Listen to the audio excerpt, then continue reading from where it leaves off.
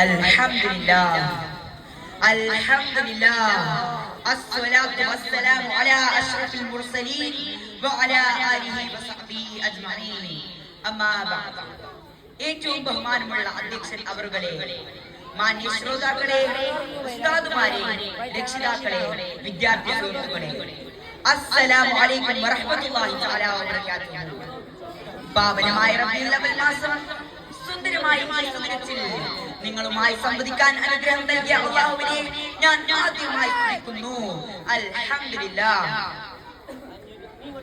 1400 സംവത്സരങ്ങൾക്കപ്പുറം മാനവ സമൂഹം അധപ്പതനത്തിന്റെ അഗാധഗർത്തത്തിലേക്ക് അപതിച്ചിരുന്ന കാലഘട്ടത്തിൽ അക്രമത്തിന്റെയും അനീതിയുടെയും അനീത്യത്തിന്റെയും കൊടുങ്കാറ്റുകൾ ലോകത്തിൽ എങ്ങും അടിച്ചടിച്ചിരുന്നപ്പോൾ സത്യമതത്തിന്റെ സുന്ദര സന്ദേശവുമായി പ്രവാചക പ്രഭു അഷ്റഫുൽ ഖൽഖ് മുഹമ്മദ് മുസ്തഫ സ്വല്ലല്ലാഹു അലൈഹി വസല്ലം അറേബ്യൻ മണലാരണ്യത്തിൽ ആഗതനായി. ജനന സമയത്ത് തന്നെ പല മഹാ അത്ഭുതങ്ങൾ ദൃശ്യമായത് അവിടുത്തെ ശ്രേഷ്ഠതയ്ക്ക് മകുടം ചാർത്തുന്നു.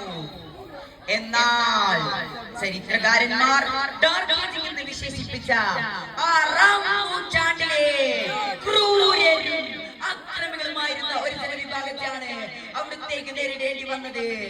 തന്റെ രക്തത്തിൽ പിറന്ന കുഞ്ഞ് പെൺകുഞ്ഞാണെന്ന് അറിഞ്ഞാൽ അവളുടെ മുഖം വിവരണമാവുകയും നിഷ്കളങ്കയായ ആ ചോരപ്പൈതലിനെ ജീവനോട് കുഴിച്ചു മൂടുകയും ചെയ്തിരുന്നു.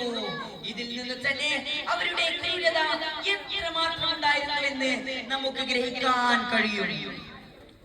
അക്രമവും കൊള്ളയും കൊള്ളിയും കൊള്ളിവെപ്പും കൊണ്ടും കൊടുത്തും നിത്യ സംഭവമാക്കിയ ആ സമൂഹം മദ്യത്തിലും മതിരാക്ഷിയിലുമായിരുന്നു അവർ സായോജ്യം കണ്ടെത്തിയിരുന്നത്.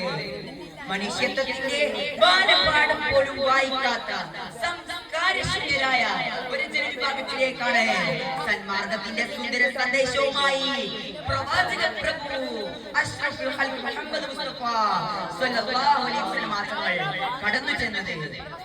അപ്പോൾ അവർ നബിയെ മർദ്ദിച്ച് ആവശ്യനാക്കുകയും വിമർശനങ്ങളുടെ കൂരമ്പുകൾ നബിക്കെതിരെ എഴുതുപടിക്കുകയും ചെയ്തിരുന്നുവെങ്കിലും ചിതറാത്ത ചിത്തത്തോടും പതറാത്ത പാദത്തോടും കൂടി അവിടുന്ന് പ്രബോധനം തുടരുകയും അങ്ങനെ വെറും 23 വർഷങ്ങൾ കൊണ്ട് ധർമ്മത്തിന്റെയും നീതിയുടെയും വെളിച്ചം കാണാത്ത അന്ധകാരത്തിൽ ജനിച്ചു വളർന്ന ആ ഭീകരഹൃദയങ്ങളിലേക്ക് സന്മാർഗത്തിന്റെ പൊൻപ്രവചനങ്ങൾ അവരെ ലോകത്തിന്റെ നേതാക്കളുമാക്കി മാറ്റിയെടുത്തു.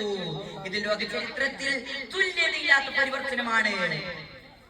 ഇതുകൊണ്ട് തന്നെ ലോകത്തെ ചരിത്രകാരന്മാരും ചിന്തകന്മാരും എഴുത്തുകാരുമെല്ലാം അവരുടെ നാവിൻ തുമ്പിലൂടെയും തൂലിക തുമ്പിലൂടെയും പ്രവാചകനെ പ്രശംസിക്കുന്നത് മാത്രമല്ല, സ്വരാജ്യ സ്നേഹം ഈമാനിന്റെ ഭാഗമാണെന്ന് പഠിപ്പിക്കുന്ന പ്രവാചക സന്ദേശം ഇന്നത്തെ വർത്തമാന കാലഘട്ടത്തിൽ വളരെയധികം പ്രസക്തിയുള്ളതാണ്. മനുഷ്യരോട് മാത്രമല്ല സഹജീവികളോടും കരുണ കാണിക്കാൻ പ്രവാചകൻ കൽപ്പിച്ചിരിക്കുന്നു. നിങ്ങൾ ഭൂമിയിലുള്ളവരോട് കരുണ കാണിക്കുക, എന്നാൽ ആകാശത്തുള്ളവൻ നിങ്ങളോട് കരുണ കാണിക്കും എന്ന തിരുവചനം അതാണ് സൂചിപ്പിക്കുന്നത്. തള്ളപ്പക്ഷികളിൽ നിന്നും അതിന്റെ കുഞ്ഞുങ്ങളെ വേർതിരിച്ച അനുജനയോടെ അവയെ തിരികെ കരുണ കാട്ടാൻ പ്രവാചകൻ കൽപ്പിച്ചത് ഇതിന്റെ നേരെ സത്യമാണ്.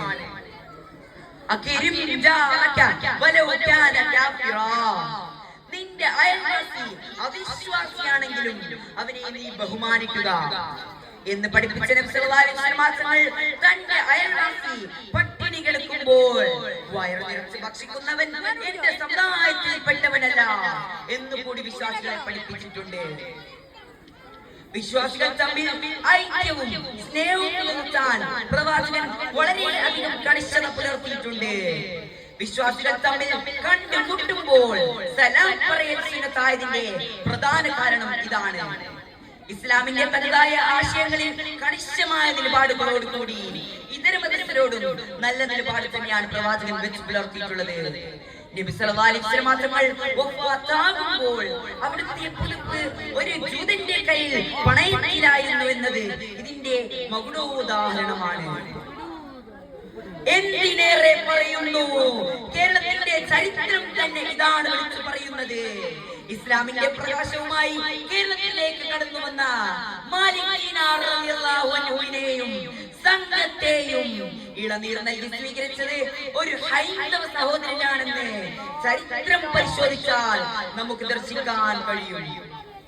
തിരിച്ച് കേരളത്തിൽ പഴക്കം ചെന്ന മക്ബറുകൾ ദർശിക്കുമ്പോൾ അവിടെയെല്ലാം ഇതര മതസ്ഥരുടെ സജീവ സാന്നിധ്യവും നമുക്ക് കാണാൻ കഴിയും. ഇതിനെല്ലാം പുറമെ പ്രകൃതിയോടുള്ള സമീപനം വിശ്വാസികളെ വളരെയധികം പരിചയപ്പെടുത്തിയിട്ടുണ്ട്. യുദ്ധഭൂമിയിലാണെങ്കിൽ പോലും നിങ്ങൾ ആരും ഒരു മരവും വെട്ടി നശിപ്പിക്കരുത് എന്ന് പഠിപ്പിച്ച നബി സല്ലല്ലാഹു അലൈഹി വസല്ലം തങ്ങൾ ഒരാൾ ഒരു മരം നട്ടുപിടിപ്പിച്ചാൽ ആകാശത്തിലുള്ള പറക്കുന്ന പറവകൾ പോലും അതിന്റെ ഫലം ഭക്ഷിക്കുകയോ തണൽ കൊള്ളുകയോ ചെയ്താൽ അതിന്റെ പ്രതിഫലം അവന് ലഭിക്കും എന്ന് കൂടി വിശ്വാസികളെ പഠിപ്പിച്ചിട്ടുണ്ട്. ഈ വിധത്തിൽ ലോകത്ത് പരിവർത്തനത്തിന്റെ കാഹളം മുഴക്കിയ പ്രവാചകൻ പ്രബോധനം ചെയ്ത പരിശുദ്ധ ഇസ്ലാമടക്കം ധാരാളം മതങ്ങളും ഇസ്സങ്ങളും പ്രത്യായ ശാസ്ത്രങ്ങളും നിലകൊള്ളുന്ന ഒരു ലോകത്താണ് നാം ജീവിച്ചു കൊണ്ടിരിക്കുന്നത്. ആധുനിക യുഗത്തിലും പൗരാണിക യുഗത്തിലും മറ്റെല്ലാ മതങ്ങളെക്കാളും ഏറ്റവും കൂടുതൽ വെല്ലുവിളികളും വിമർശനങ്ങളും ഏൽക്കേണ്ടി വന്ന മതമാണ് പരിശുദ്ധ ഇസ്ലാം. ആരെല്ലാം ഇസ്ലാമിനെ ആത്മാർത്ഥമായി വെല്ലുവിളിക്കുകയും വിമർശിക്കുകയും ചെയ്തിട്ടുണ്ടോ അവരെല്ലാം പിന്നീട് ഇസ്ലാമിന്റെ സാഗര തീരത്തേക്ക് കടന്നു വരികയാണ് ചെയ്തിട്ടുള്ളത്. ഇസ്ലാമിനെ അടുത്തറിയാൻ സാധിച്ച ആർക്കും തന്നെ ഇസ്ലാം ഒരു ഭാരമോ പ്രയാസമോ ആയി അനുഭവപ്പെട്ടിട്ടില്ല. അങ്ങനെ ഇസ്ലാം ഒരു ഭാരമോ പ്രയാസമോ ആയി അനുഭവപ്പെട്ടിരുന്നുവെങ്കിൽ 1974 അന്തരിച്ച പ്രസിദ്ധനായ ബ്രിട്ടീഷ് ചിന്തകൻ റോം ലിൻഡോ ഒരിക്കലും മുസ്ലിമാവുമായിരുന്നില്ല. അവർ മുസ്ലിമായത് ഇസ്ലാമിന്റെ ലാളിത്യത്തിലും മനോഹരതയിലും ആകൃഷ്ടനായതുകൊണ്ടാണ്.